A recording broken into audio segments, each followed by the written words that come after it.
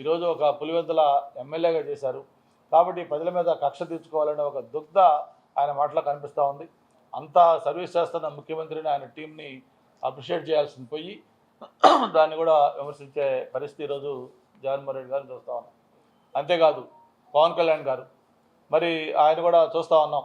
ఆయన మంత్రిగా, ఉప ముఖ్యమంత్రిగా, క్యాబినెట్లో ఒక ముఖ్య నాయకుడిగా ఉండటమే కాకుండా ఈరోజు ప్రతి దీంట్లో కూడా కీలకమైన బాధ్యత ఆయన తీసుకుంటా ఉన్నారు.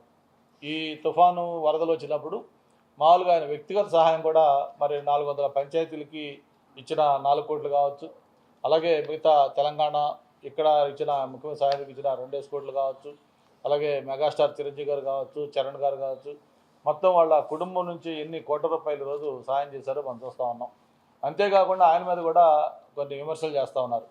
ఇంత వరదలు వస్తూ ఉంటే ఈయన ఎక్కడున్నారు రాలేదని చెప్పని. కానీ ఆయన అమాయకత్వానికి నిజంగా అందరు ప్రజలు నవ్వుకుంటూ ఉన్నారు. అక్కడ ప్రజలు కష్టాల్లో ఉన్నారు, వరదలు జరుగుతూ ఉన్నాయి. పవన్ కళ్యాణ్ గారు అక్కడికి వస్తే అక్కడ ఏం జరుగుద్దో కనీసం ఊహించుకోలేని ఒక ఈ స్థితిలో జగన్మోహన్ రెడ్డి గారు ఉన్నారు. అక్కడ వరదల్లో కూడా పవన్ కళ్యాణ్ గారు వస్తే ఆ సహాయ చర్యలకి ఇబ్బంది కలిగే విధంగా ప్రజలు తొక్కిసలాటలు ఎగ్గిసలాటలు అవుతాయి. కాబట్టి ఆయన ఒక బాధ్యత గల నాయకుడిగా ఆయన మనసులో కన్సర్న్ ఉన్నా నేను దీన్ని చేయాలని ఆలోచిస్తూ బాధపడుతూ దూరం ఉన్నాడు తప్ప ఆయన రాకూడదని కాదు. మరి ఇటువంటి కుసంస్కారి విమర్శలు చేసే వ్యక్తికి ఆయన ఎవరు కూడా మార్చలేరు. పవన్ కళ్యాణ్ గారు కనీసం ఆయన జగన్మోహన్ రెడ్డి లాగా లక్షల కోట్ల ఆస్తులు లేవు. అయినా సరే ఆయన కోట్లాది రూపాయలు ఆయన కష్టపడి సంపాదించుకున్న దాంట్లో ఈ తుఫాను బాధితులకు సహాయం చేస్తే మరి 1,00,000 కోట్ల పైన సంపాదన ఉందని అందరూ ఏకగ్రీవంగా సిబిఐ, ఈడీ కన్ఫర్మ్ చేసిన జగన్మోహన్ రెడ్డి గారు కేవలం ₹1,00,00,000 మామా అనే విధంగా ఇచ్చి తూతు మంత్రంగా చేతులు దులుపుకున్నాడు.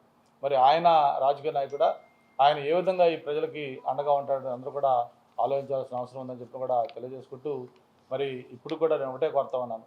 మొన్న ప్రజలు జగన్మోహన్ రెడ్డి మీద ఎందుకు అంత కోపం, కసి, ఉక్రోషంతో ప్రజలు ఓట్లేసి గెలిపించారు ఈ కూటమిని అనేది ఒకసారి జగన్మోహన్ రెడ్డి ఆలోచించుకోవాలి.